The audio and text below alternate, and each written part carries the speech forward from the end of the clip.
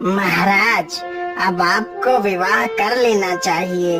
जब तक इस राज्य में कोई महारानी ना हो तब तक राज्य पूर्ण कैसे हो सकता है महाराज।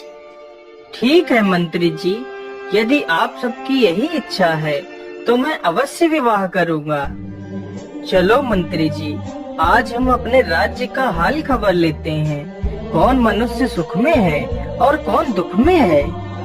हाँ हाँ महाराज, यह तो बहुत अच्छी बात है। चलो चलते हैं।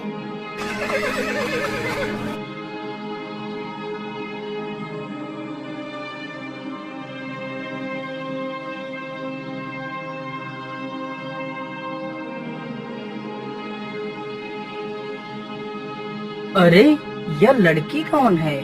यह तो बहुत सुंदर है। इसके सामने तो स्वर्ग की अप्सराएं भी अपना सर शर्म से झुका दें।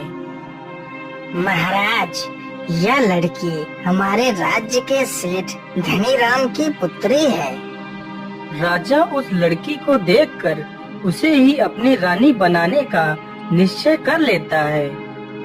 राजा अपने पास से एक स्वर्ण मुद्रा निकालता है और उस सेठ के घर के बाहर फेंक देता है और वहां से चला जाता है।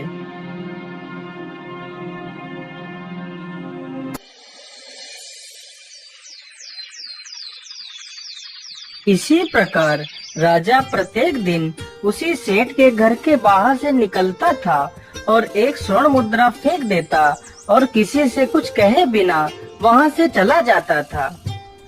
अरे ये क्या, ये आदमी रोज यहाँ आता है और एक स्वर्ण मुद्रा फेंक कर चला जाता है। मुझे इसकी जानकारी पिताश्री को देनी चाहिए।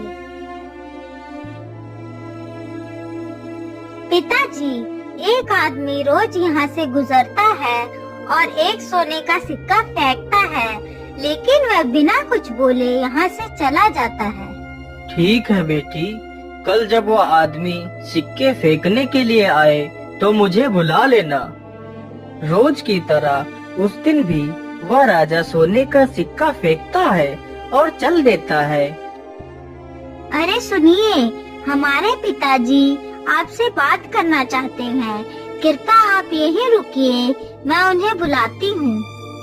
पिताजी पिताजी, जल्दी आइए, वही आदमी आ गया है जो रोज यहाँ सोने के सिक्के फेंक कर चला जाता है।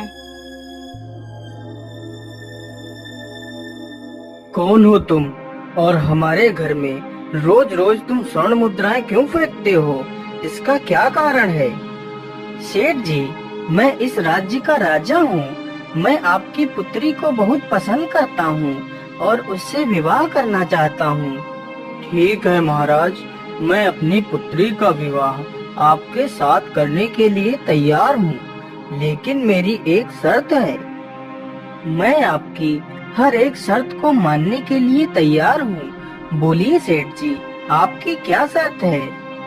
महाराज, मेरी शर्त यही है, यदि आप मेरी पुत्री के साथ विवाह करना चाहते हैं तो आपको इस कुएं को धन से भरना होगा।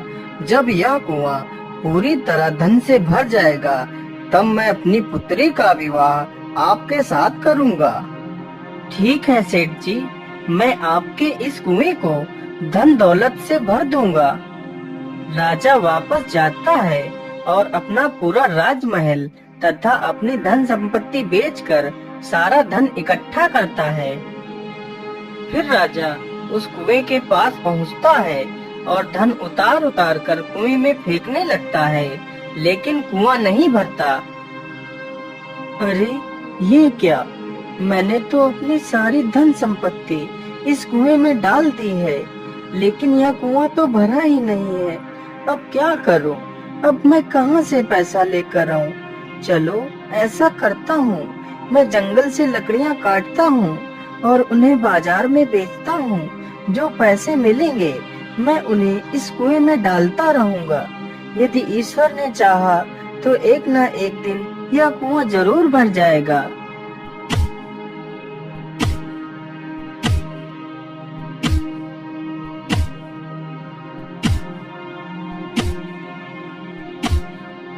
फिर वह राजा जंगल से लकड़ियाँ काटता और उन्हें बाजार में बेचता। जो पैसे मिलते उन्हें कुएं में फेंक दिया करता और वहीं पेड़ के नीचे पड़ा रहता।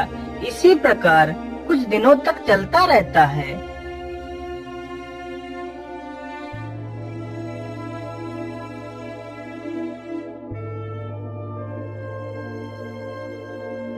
हे ईश्वर, आज तो मेरी तबीयत कुछ ठीक नहीं लग रही है। आज मैं काम कैसे करूँगा? लेकिन यदि मैं काम नहीं करूँगा तो कुआं कैसे भरेगा? नहीं नहीं, मुझे काम के लिए जाना ही पड़ेगा।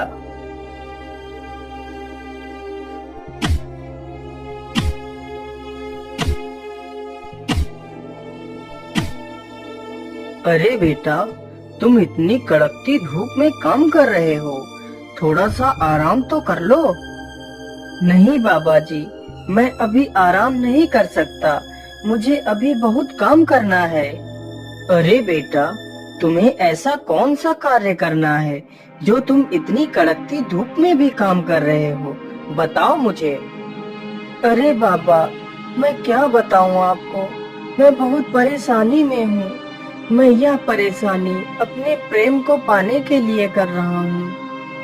फिर श्यामा कुमार उस साधु को अपनी पूरी कहानी सुनाता है। अब बाबा, आप ही बताओ, मैं क्या करूं? उस कुएं को कैसे भरूं? इतना सारा धन मैं कहां से लाऊं बाबा? बेटा, तुम चिंता मत करो, तुम इस लकड़ी को ले जाओ और उस कुएं की परिक्रमा करके ओम नमः शिवाय का जाप कर इस लकड़ी को उस कुएं में डाल देना, तो वह कुआं धन से भर जाएगा। श्यामा कुमार उस लकड़ी को लेकर कुएं के पास जाता है और परिक्रमा करने लगता है। ओम नमः शिवाय, ओम नमः शिवाय, ओम नमः शिवाय, ओम नमः शिवाय, ओम नमः शिवाय, ओम नमः शिवाय। चलो, अब इस लकड़ी को कुएं में डाल देता हूँ।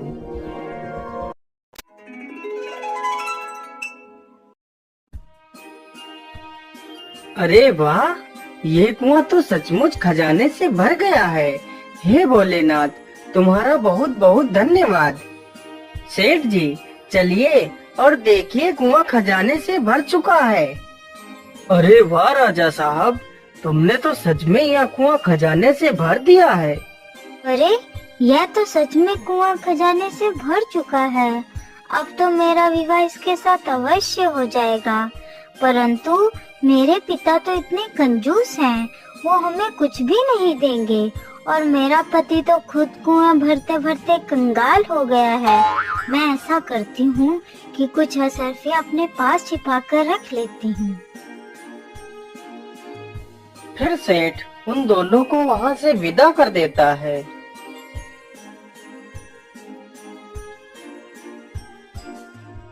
अरे भैया, हम लोग परदेसी हैं, हम दोनों इस गांव में रहना चाहते हैं। क्या हमें यहाँ कहीं रहने के लिए कोई घर मिल सकता है? हाँ हाँ, क्यों नहीं भाई, चलो मेरे साथ, मैं तुम्हें घर दिलाता हूँ।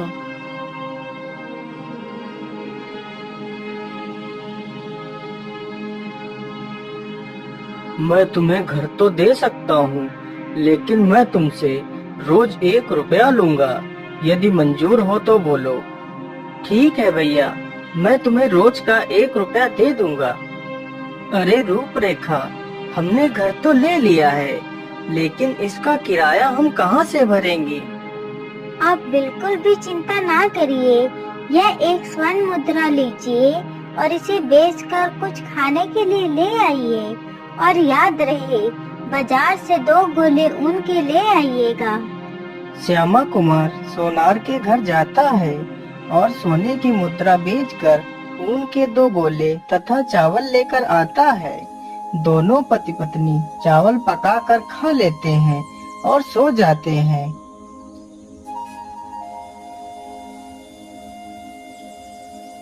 रूपरेखा उन दोनों ऊन के गोलों से अच्छे अच्छे दस्ताने व टोपियां बना देती है। आजी सुनिए, आप इन कपड़ों को बाजार में जाकर बेच आइए। आइए आइए, अच्छे अच्छे कपड़े, दस्ताने व टोपियां लेकर जाइए। आइए भैया, देखिए कितने सुंदर कपड़े हैं। आइए आइए। श्यामा कुमार इसी प्रकार रोज रोज कपड़े लेकर यहाँ वहाँ की बाजारों में बेचने लगता है। अजी सुनो, अब हमारे पास काफी पैसे हो चुके हैं, अब हमें कुछ बड़ा करना चाहिए।